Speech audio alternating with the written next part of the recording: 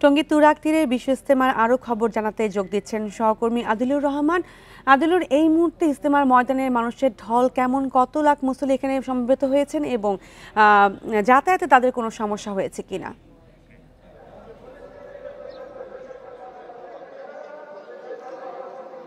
দেখুন, 9:30 থেকে ইজতেমা ময়দানে শুরু হয়েছে হেদায়েতের বয়ান। হেদায়েতের বয়ান করছেন ভারতের মাওলানা আব্দুর রহিম এবং তার যে বয়ান, সেই বয়ান আবার বাংলায় অনুবাদও করে দেওয়া হচ্ছে।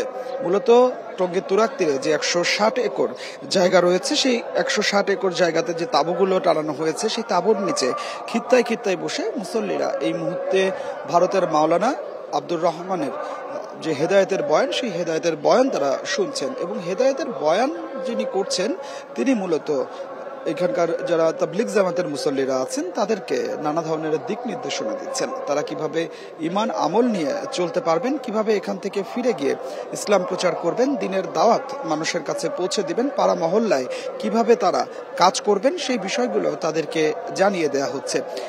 আমরা যেটি আসলে লক্ষ্য করতে পারছি যে মুসল্লিরা তারা খুব মনোযোগ সহকারে সেই বয়ান শুনছেন। ফজরের নামাজের পরে বয়ানের মধ্য দিয়ে আজকে শেষ দিনের যে আনুষ্ঠানিকতা, সেই আনুষ্ঠানিকতা শুরু হয়। ফজরের নামাজের পরে ভাই ফারুক তিনি বয়ান করেন।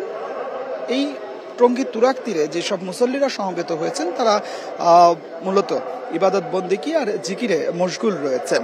আর কিছুক্ষণ পরে আখেরি মোনাজাতের শুরু হবে। এখন যে হেদায়েতের বয়ান হচ্ছে, এই হেদায়েতের বয়ান আরো বেশ কিছুক্ষণ চলবে। এরপরে নসিহতমূলক বয়ান হবে। নসিহতমূলক বয়ান করবেন ভারতের মাওলানা ইব্রাহিম দেওলা।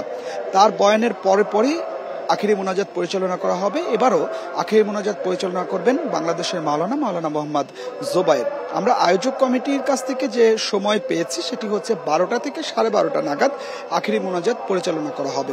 আয়োজক কমিটি বলছেন যে প্রথম পর্বে প্রায় 40 লাখ মুসল্লি অংশ নিয়েছিলেন। প্রথম পর্বে জেলার সংখ্যা অনেক বেশি ছিল, ঢাকার একাংশ সহ 41টি জেলা ছিল এবং ঢাকা এবং ঢাকার আশপাশের অনেকে এসে আখেরি মোনাজাতে অংশ নিয়েছিলেন। দ্বিতীয় পর্বে যেহেতু আসলে জেলার সংখ্যা কম, ঢাকা একাংশ সহ 22টি জেলা, সেক্ষেত্রে মুসল্লির সংখ্যা কিছুটা কম হয়েছে। আর আশেপাশের মুসল্লিরা আখেরি মোনাজাতে অংশ নেবেন। সব মিলিয়ে ধারণা করা হচ্ছে যে দ্বিতীয় পর্বের যে আখেরি মোনাজাত, সেই আখেরি মোনাজাতে প্রায় 30 লাখ মানুষ একসঙ্গে আখেরি মোনাজাতে অংশ নেবেন। আমরা দেখতে পেয়েছি যে সকাল থেকেই আখেরি মোনাজাতে অংশ নিতে অনেক মুসল্লি এই টঙ্গী তুরাগ তীরে আসছেন এবং আশপাশের যে সড়কগুলো আছে সেই সড়কগুলোতেও অবস্থান নিয়েছেন। এবারই প্রথম আখেরি মোনাজাতকে কেন্দ্র করে যান চলাচল নিয়ন্ত্রণ করেনি গাজীপুর মেট্রোপলিটন পুলিশ। যান চলাচল স্বাভাবিক রয়েছে।